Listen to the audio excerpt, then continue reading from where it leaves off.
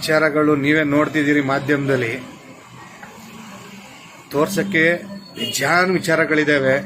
107 ರೂಪಾಯಿ ಪೆಟ್ರೋಲ್ ಆಗಿದೆ, ಎಣ್ಣೆ ರೇಟ್ 160-170 ರೂಪಾಯಿ ಆಗಿದೆ. ಅದನ್ನು ಬಿಟ್ಟು ಅನಾವಶ್ಯಕವಾಗಿರೋ ವಿಚಾರಗಳನ್ನ ಎತ್ಕೊಂಡು ಸುಮ್ಮನೆ ಇಷ್ಟು ದಿನ ಯಾವುದೋ 25 ಕೋಟಿ ಆಯಿತು, ಈಗ ಯಾವುದೋ ದೊಡ್ಡ ಮನೆ ವಿಚಾರ ಅಂತಾರೆ. ಇನ್ನು ಸ್ವಲ್ಪ ದಿನ ಹೋದ್ರೆ ಅದಕ್ಕೆ ಮುಂಚೆ ಯಾವುದೋ ಸಂದೇಶ್ ಹೋಟ್ಲಂತೆ. ಹಿಂಗೆ ಇನ್ನು ಏನೇನು ಬರ್ತಾವೋ ಗೊತ್ತಿಲ್ಲ. ಇದರಿಂದ ಯಾರಿಗೂ ಅನುಕೂಲ ಇಲ್ಲ, ಒಬ್ಬರಿಗೂ ₹1 ಅನುಕೂಲ ಇಲ್ಲ. ಮತ್ತೆ ಇನ್ನೊಂದು ವಿಚಾರ ಹೇಳಕ್ ಬಂದ್ಬಿಡ್ತೀನಿ. ಮೊದಲೇ ಒಂದು ಸಣ್ಣ ಪದ ಬಳಕೆಯಲ್ಲಿ ಮಿಸ್ಟೇಕ್ ಆದ್ರೆ ಏನೇನೆಲ್ಲ ಆಗತ್ತೆ ಅನ್ನೋದಕ್ಕೆ ಇವತ್ತು ದರ್ಶನ್ ಅವ್ರು ಮಾಡಿರೋದು ಒಂದು ವಿಡಿಯೋ ಸಾಕ್ಷಿ. ಅಲ್ಲಿ ಪದ ಬಳಕೆ ಆಗಿರೋದು, ನಾನು ದರ್ಶನ್ ಅವ್ರ ಅಭಿಮಾನಿನೇ, ಅವ್ರ ಫ್ಯಾನ್ಸ್ ಸಂಘದವ್ರಿಗೂ ನಾನು ಮಾತಾಡಿದ್ದೀನಿ, ನಿನ್ನೆನೂ ಮಾತಾಡಿದ್ದೀನಿ. ಸಾಕ್ಷಿಗೆ ಬೇಕಾದ್ರೆ ಅವ್ರ ನಂಬರು ಕೊಡ್ತೀನಿ. ಅನಾವಶ್ಯಕವಾಗಿ ರಿಯಾಕ್ಟ್ ಮಾಡಬಾರ್ದು ಇಂಥ ವಿಚಾರಗಳಿಗೆಲ್ಲ. ಏನ್ ತಪ್ಪು ಮಾಡಿದ್ದಾರೆ ಅಂಥದ್ದು ಏನಾಗ್ಬಿಟ್ಟಿದೆ?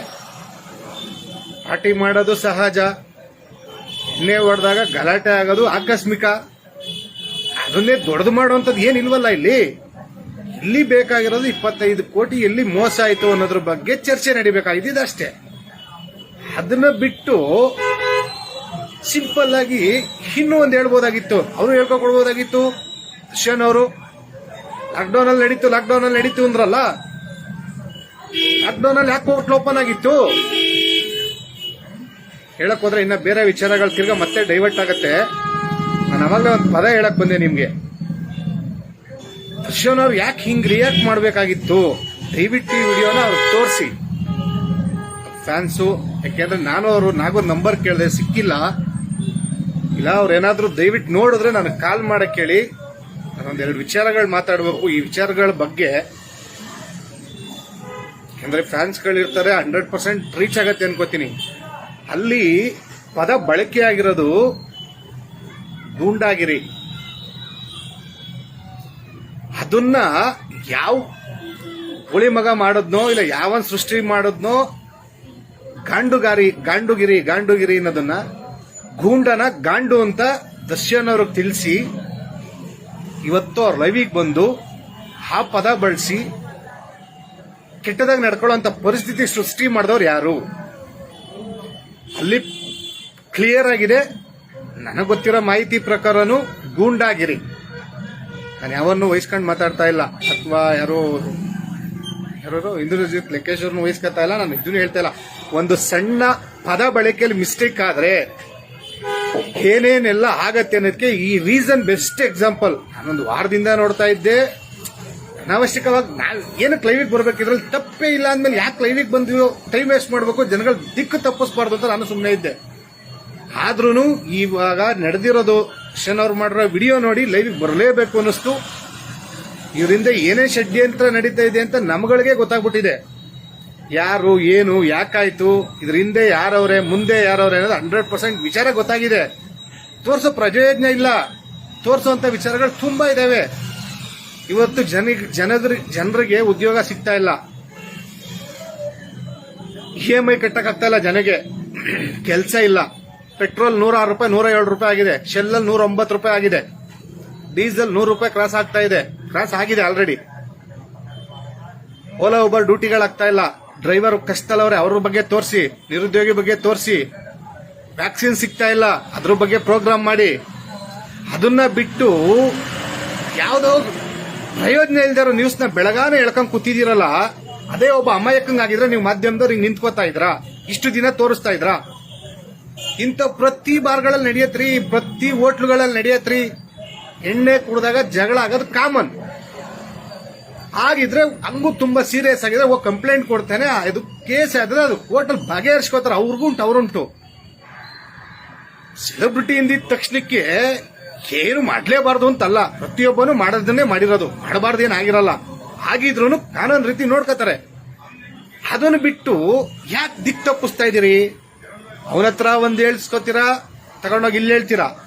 ಇವ್ರ ಹತ್ರ ಬಂದು ಪದ ಬಳಕೆಯಲ್ಲೇ ಮಿಸ್ಟೇಕ್ ಮಾಡಿದಿರಿ. ಇವತ್ತು ಈ ಕೆಟ್ಟ ಪದಗಳು ಶಬ್ದಗಳು ಬರಕ್ ಕಾರಣ ಗಾಂಡು ಅನ್ನೋದು ಒಂದು ಪದ ಇಂದ. ಅದು ಯಾರು ಬಳಸಿದ್ದಾರೆ ತೋರಿಸಿ ವಿಡಿಯೋನ. ಅಲ್ಲಿ ಗಂಡು ಅಂತ ಯಾರು ಬಳಸಿಲ್ಲ. ಗೂಂಡಾಗಿರಿ ನಾವು ಬಳಸಿರೋದು ಒಂದು ಕಾರಣಕ್ಕೆ, ಗೂಂಡಾಗಿರಿ ಅನ್ನೋ ಒಂದು ಪದ ಬಳಸಿರೋದಕ್ಕೆ ನೀವು ಬಂದು ಇಲ್ಲಿ ಗಂಡು ಅಂತ ಹೇಳಿ ದೊಡ್ಡ ನ್ಯೂಸ್ ಮಾಡಕ್ ಹೊರಟಿದ್ದೀರಿ. ಇದರಿಂದ ಯಾರಿಗೂ 10 ರೂಪಾಯಿ ಊಟ ಸಿಕ್ಕಲ್ಲ ಸ್ವಾಮಿ. ಇದನ್ನ ಬಿಟ್ಟು ಅನಾವಶ್ಯಕ ಚರ್ಚೆಗಳಿವು, ಯಾರಿಗೂ ಪ್ರಯೋಜನ ಇಲ್ಲ. ಇದನ್ನ ಬಿಟ್ಟು ಮಾಡುವಂತ ಕೆಲಸಗಳು 100 ಅದ್ರಲ್ಲಿ ಬೇರೆ ಅವ್ನು ಯಾವನ ತಾಳೆ ಆಗ್ತಿದ್ದ, ಸುಮಲತಾ ಅಂಡ್ ಟೀಮ್ನ ಏನೋ ಕಟ್ಟಾಕ ಹೊರಟವ್ರೆ ಅಂತ. ಇಂಥ ಅಲ್ಕಟ್ ಕೆಲಸ JDS ಪಕ್ಷದಲ್ಲಾಗ್ಲಿ ಕುಮಾರಣ್ಣಾಗ್ಲಿ ಮಾಡಕ್ ಹೋಗಲ್ಲ. ದಯವಿಟ್ಟು ಮಾಧ್ಯಮದವ್ರಿಗೆ ಹೇಳ್ತಾ ಇದ್ದೀನಿ, ಇದನ್ನ ಈ ಕಚ್ಚಡ ಬುದ್ಧಿನ ಫಸ್ಟ್ ಬಿಡಿ. ಅಲ್ಲಿ ಇಂದ್ರಜಿತ್ ಲಕ್ಕೇಶ್ ಹೇಳಿರೋದು ಗೂಂಡಾಗಿರಿ ಅಂತ, ನೀವು ಇಲ್ಲಿ ಬಂದು ಹೇಳಿರೋದು ಗಾಂಡುಗಿರಿ ಅಂತ. ಇದರಲ್ಲಿ ತಪ್ಪು ಯಾರ್ದು? ನಿಮ್ಮಗಳ ತಪ್ಪಿಂದ ಇವತ್ತು ಬಲಿಪಶು ಆಗ್ತಾ ಇರೋದು ಅವ್ರುಗಳು. ಅದ್ರ ಮಧ್ಯದಲ್ಲಿ JDS ಬೇರೆ ತತ್ತೀರಿ. JDS ಯಾವತ್ತೂ ಎದೆ ತಟ್ಟಿ ಮುಂದೆ ನಿಂತ್ಕೊಂಡು ಹೋರಾಟ ಮಾಡ್ತೀವಿ, ಹಿಂಗೆ ಗಾಂಡುಗಿರಿ ಮಾಡ್ಕೊಂಡು ಬರಲ್ಲ ನಿಮ್ ತರ.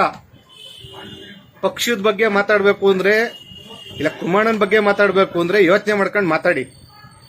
ಅದಕ್ಕೂ ಸಂಬಂಧ ಇಲ್ಲದೆ ಇರೋ ವಿಚಾರನ ಯಾವ್ದೋ ಹಳೆ ಫೋಟೋ ತಗೊಂಡು ಹಾಕ್ಬಿಟ್ಟು ಇವತ್ತು ಮಾಧ್ಯಮದಲ್ಲಿ, ನನ್ನ ಮಾಧ್ಯಮದವ್ರಿಗೂ 2 ಮಾಧ್ಯಮದವ್ರಿಗೆ ಕಾಲ್ ಮಾಡಿದ್ದೆ.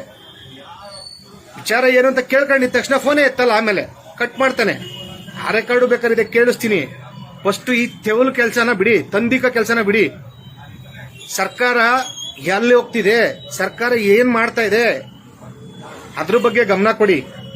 ಸರ್ಕಾರನ ಎಚ್ಚೆತ್ತ ಕೇಳಿ. ಇವತ್ತು ಎಲ್ಲಿಗೆ ಹೋಗ್ತಾ ಇದೀವಿ ನಾವು, ಏನ್ ಆಗ್ತಾ ಇದೆ, ಅದ್ರ ಬಗ್ಗೆ ಧ್ವನಿ ಎತ್ತಿ. ಅದನ್ನ ಬಿಟ್ಬಿಟ್ಟು ಅವಳು ಯಾವಳನ್ನ ಇದ್ದ, ಅವಳು ಯಾವಳನ್ನ ಇಟ್ಕೊಂಡಿದ್ದ, ಇವಳು ಯಾವಳನ್ನ ಇದ್ದ, ಅವೆಲ್ಲ ಏನಕ್ರಿ ಬೇಕು? ಇದು ಸಮಾಜಕ್ಕೆ ಒಳ್ಳೆ ನ್ಯೂಸ್ ಹೋಗ್ತಾ ಇದೆ ಅನ್ಕೊಂಡಿದ್ದೀರಾ? ನಿಮ್ಗಳಿಂದ ಜನ ಕ್ಯಾಕ್ಕೂರ್ ಸುಗಿತಾ ಇದಾರೆ. ಅಟ್ಲೀಸ್ಟ್ ಒಂದು 5 ಕಾಲ್ಸ್ ಬರುತ್ತೆ.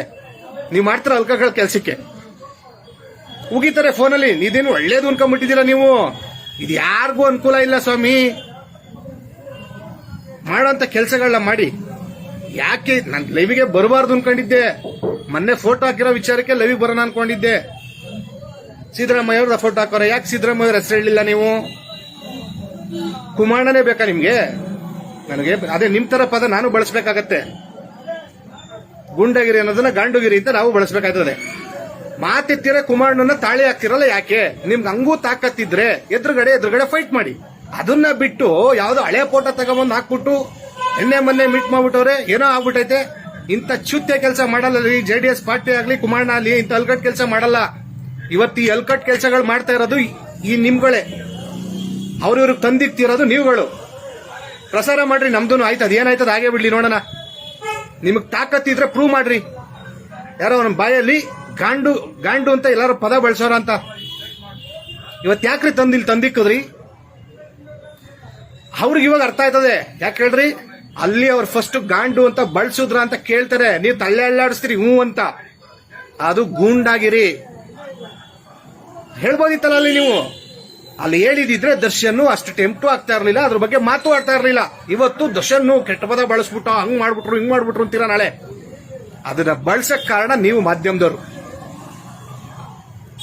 ಒಂದೇ ಜಸ್ಟ್ ಒಂದು ಪದ, ಅದು ಒಂದು ಅಕ್ಷರ, ಗಾಂಡು ಗೂಂಡ. ಎಷ್ಟು ಸಮಸ್ಯೆ ಕ್ರಿಯೇಟ್ ಆಯ್ತು ಅನ್ನೋದಕ್ಕೆ ಲೈವ್ ಬಂದಿದ್ದ ನಾನು. ಇದೆಲ್ಲ ಬೇಕಾಗಿರ್ಲಿಲ್ಲ. ಸೌಂಡ್ ಕೊಡ್ತೀನಿ ಕೇಳಿಸ್ಕೊಳ್ಳಿ. ಇನ್ನೊಂದು ನೋಡಿರ್ತೀರಾ ಬಿಡಿ, ಆಲ್ರೆಡಿ ವೈರಲ್ ಆಗೈತೆ. ಈಗ ಅದಕ್ಕೆ ಅವನೊಂದು ಐದು ಕ್ವಶನ್ ಕೇಳೋದಂತೆ. ಅದಕ್ಕೆ ತಿರ್ಗಾ ನಾಳೆ ಇವರೊಂದು 5 ಉತ್ತರ ಕೊಡೋದಂತೆ.